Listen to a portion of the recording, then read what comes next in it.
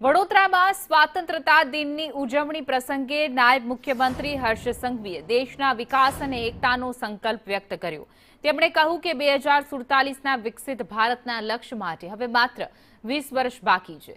સરદાર પટેલે માત્ર 18 મહિનામાં દેશના રજવાડાઓનું એકીકરણ કર્યું હતું, જેના કારણે આજે કાશ્મીરથી લઈને રામ મંદિર સુધીની યાત્રા માટે અલગ વિઝાની જરૂર નથી। ગુજરાતના શહીદો અને સ્વતંત્રતા સેનાનીઓના બલિદાનને યાદ કરી તેમણે ટેકનોસેવી યુવાનોને પણ દેશના વિકાસમાં યોગદાન આપવા માટે અપીલ કરી છે।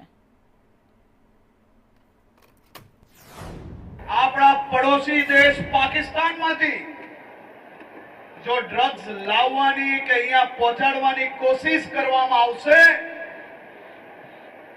તો એને મજબૂતાઈથી જવાબ આપવા માટે ગુજરાત પોલીસ સંપૂર્ણ રીતે તૈયાર છે। મારા મિત્રો, તમને જાણીને આનંદ થશે, છેલ્લા 5 વર્ષમાં